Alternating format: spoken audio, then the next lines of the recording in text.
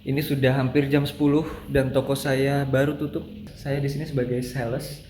Tapi di sisi lain selain sales, job desk saya itu juga sebagai pemeriksa mata atau istilahnya sih optometri. Ya bahasa gampangnya sih pemeriksa mata memang, tapi tetap posisinya itu di bawah dokter mata. Jadi kalau misalnya ada keluhan di bagian syaraf, intinya di bagian dalam mata, kedalaman mata, ini harus ke dokter mata tetap. Anyway, kayaknya saya terakhir upload video itu 2024 ya, November deh kalau nggak salah ya, pas saya belum dapat kerjaan. Nah jadi di waktu itu sampai sekarang banyak banget perubahan yang saya alami sebenarnya. Selain dari sisi karir, tapi dari sisi kehidupan pribadi, banyak sekali lika-likunya gitu loh. Saya kalau nginget-nginget sih kayaknya aduh, nginget-nginget aja capek cuy, apalagi menjalaninya gitu loh. Tapi bakal saya uraikan di video ini satu persatu. Nah, kenapa saya bikin video ini? Karena ini di penghujung tahun dan saya mau flashback tentang apa yang sudah saya lewati. Karena saya terakhir bikin video kayak gini, review tentang diri sendiri itu di 2023 kalau nggak salah. 2024 itu saya skip karena banyak apa ya, kemelut kabut di hidup saya, jadi sampai nggak bisa konsen bikin video. Nah, sekarang kayaknya waktu yang pas gitu. Jadi saya tinggalnya di mana? Saya tinggal di mes. Dan inilah kondisi kamar saya. Nah, sangat berantakan ya. Biasanya sih saya rapiin abis pulang kerja. Jadi ini kondisi real setelah saya pulang kerja, belum saya rapiin, belum saya apa-apain. Nah, mes ini sebenarnya ada 4 kamar. Kamar saya yang di situ, terus yang ini saya jadiin gudang. Terus kamar sebelah partner kerja saya. Sebelahnya lagi yang paling ujung itu kamar kosong, nggak pernah dihuni. Pernah deng, tapi orangnya sudah resign, jadi kosong. Saatnya ke inti video ini. Mungkin saya bakal nyeritain satu persatu. Video ini bakal agak panjang, disclaimer ya. Nah ini angle-nya kayaknya cukup oke, tapi suara saya kedengeran gak sih? Karena sebelah ini langsung jalan raya cuy. Nah, jadi kalau pintunya saya buka, ini langsung jalan besar. Nah itu langsung jalan besar.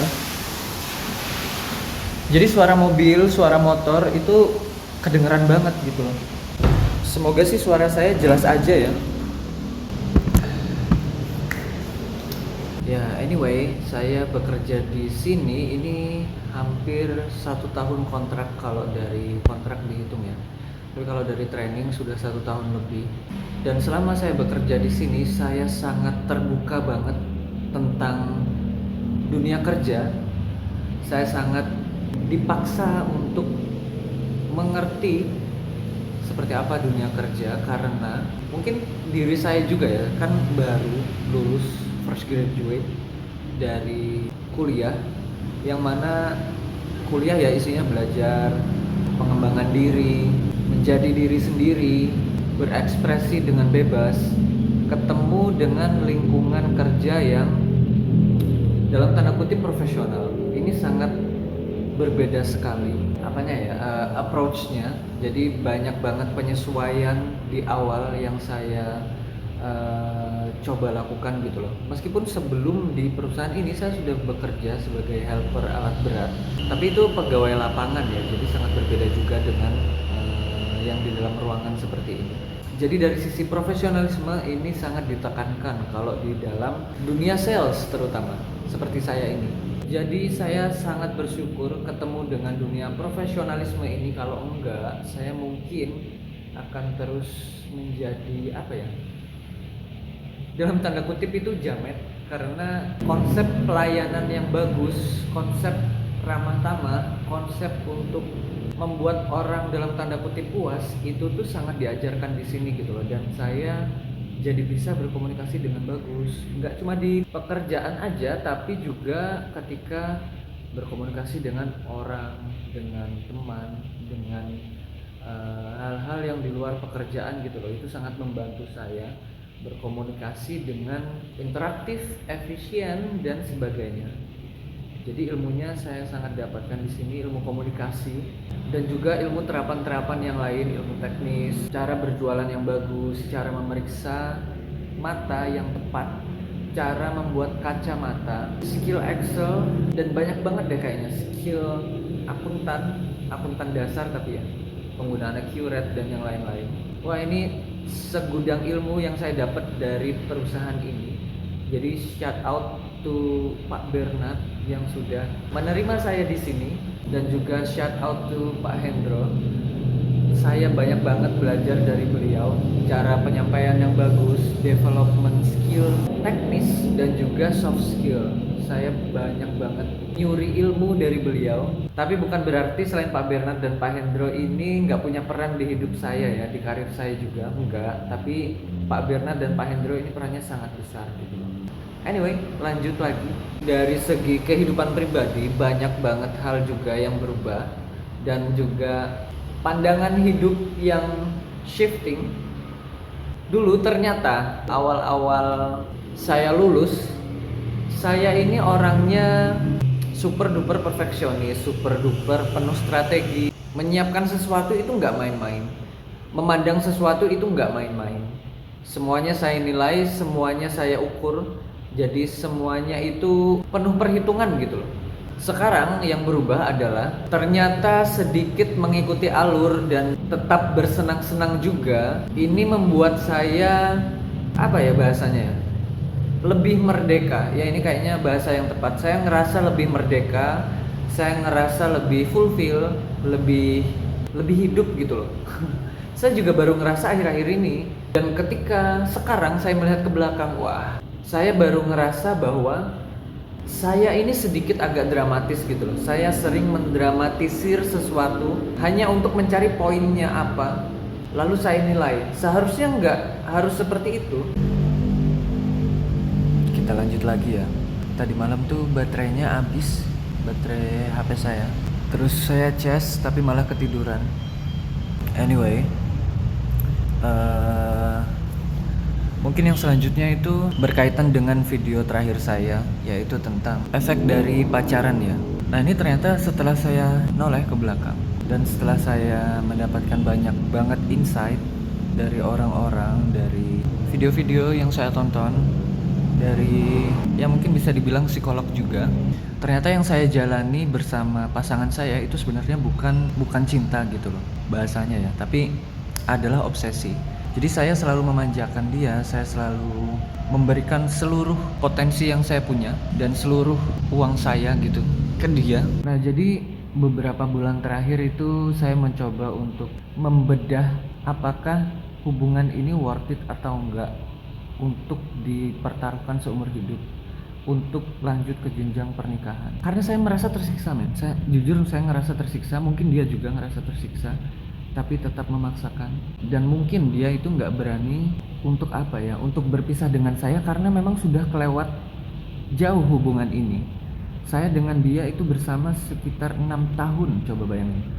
Dan ini memang bukan sesuatu yang mudah bagi saya, juga bagi dia, saya juga paham.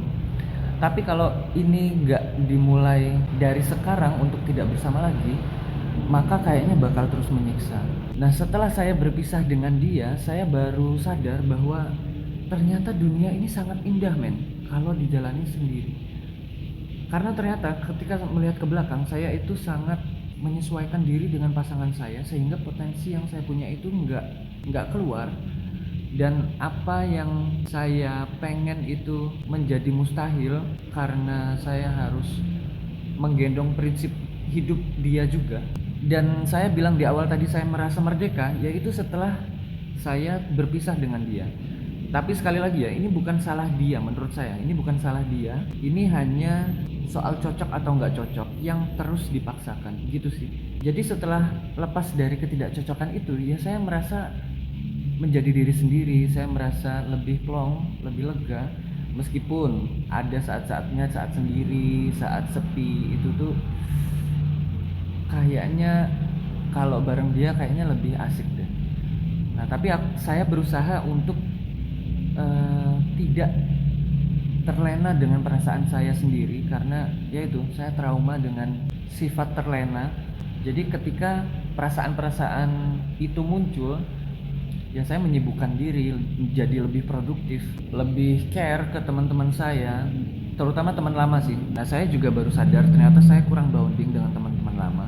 Jadi saya berusaha mengkoneksikan ulang, bonding ulang dengan teman-teman lama saya, dan rasanya itu seru banget, men. Rasanya itu kayak hidup kembali gitu loh, kayak dirayakan kembali. Padahal cuma yang ngobrol santai, cuma apa ya, cuma ketawa-ketawa nggak jelas, terus mengingat memori-memori masa lalu. Itu sangat mengobati ternyata. Dan saya baru sadar ternyata saya itu orangnya sangat kesepian tanpa mereka ya. Karena setelah saya bersama pasangan saya itu tidak terlalu memperhatikan teman-teman saya, itu sih. Nah, jadi yang saya bilang di video kemarin, video terakhir 1 tahun yang lalu tentang efek dari pacaran itu sangat nyata, men. Sangat nyata. Jadi kalau kalian ngerasa nggak cocok, bukan nggak cocok sih, kalau kalian ngerasa nggak punya alasan untuk bersama lagi, mungkin itu alasan yang tepat buat pisah. Menurut saya, ini bukan soal suami istri ya, tapi soal pacaran. Saya nggak tahu sih kalau soal suami istri itu gimana. Nah, jadi sebenarnya hidup saya itu cuma berubah dari, ya itu tadi, dari segi karir dan segi asmara. Tapi dari dua itu tadi terbuka banyak banget pintu berkah. Menurut saya, pintu berkah, pintu rezeki, pintu keberuntungan yang mengalir karena keputusan karir dan juga keputusan asmara saya tadi, ini kayak punya domino effect gitu loh. Jadi hidup saya ini menjadi sangat berubah berkat dua keputusan besar saya tadi, yaitu saya memutuskan kerja di sini dan saya memutuskan untuk tidak bersama lagi dengan pasangan saya yang kemarin. Tapi who knows kedepannya itu gimana. Intinya saya mau merdeka dulu secara diri sendiri, secara mindset, secara yaitu aktualisasi diri, dan terutama secara finansial sih. Ini kayaknya sangat berhubungan bagi para perantau. Jadi kalau misalnya kita belum settle secara finansial, kayaknya asmara itu bukan jalan yang bagus untuk kita perjuangkan. Itu perubahan prinsip hidup yang sangat ekstrim sih buat saya sekarang. Nanti kayaknya bakal saya update terus setiap tahunnya, setiap akhir tahun kayak gini. Mungkin segitu aja, ini videonya sudah lumayan panjang. Sebenarnya di sini cuma beberapa belas menit ya, tapi saya tag-nya ini bisa 2 jam, 3 jam karena banyak banget yang saya potong. Karena kalau saya cerita itu bisa buka banyak banget kartu, men. Jadi saya cut hal-hal yang menurut saya nggak perlu. Ya gitu. Jadi ya segitu aja sih. Thank you banget yang udah nonton sampai akhir. Thank you banget juga yang sering nanyain mana video baru di YouTube. Shout out buat teman-teman yang nanyain itu. Saya nggak tahu itu basa-basi atau enggak, tapi wah, saya merasa diapresiasi. Dan tanpa dukungan dari teman-teman lain yang nanyain mana video baru, mana update yang baru, itu kayaknya saya nggak bakal melanjutin YouTube deh. Saya nggak bakal melanjutin konten karena saya ngerasa nggak ada yang perlu diceritain. Tapi setelah saya pikir ulang, kenapa mereka nanya gitu, kenapa mereka nunggu, saya nggak tahu ya, mereka cuma basa-basi atau memang beneran pengen saya lanjut YouTube, pengen saya lanjut konten. Tapi yang saya rasain itu saya super duper diapresiasi, dan ketika saya nginget-nginget itu, saya jadi mencari-cari tuh apa yang bisa saya jadikan konten ya. Kedepannya saya bikin konten apa? Ya mungkin konten yang mirip-mirip kayak gini, tentang intimate content, tentang hal-hal yang sifatnya itu perspektif dan tentu subjektif saya sendiri ya. Kayaknya segitu aja, ini udah lumayan panjang. Thank you banget yang udah nonton sampai akhir. Sekali lagi thank you buat teman-teman yang masih nungguin video saya, masih nungguin updatean dari saya. Dan thank you banget buat para subscriber yang masih stay. Ini masih subscribernya masih 1.500-an cuy. Terakhir saya update itu 1.600-an ya. Terima kasih buat 1.500 orang yang masih stay, nggak unsubscribe. Semoga hidup kalian semua lebih banyak senangnya ketimbang sedihnya. See you in the next video.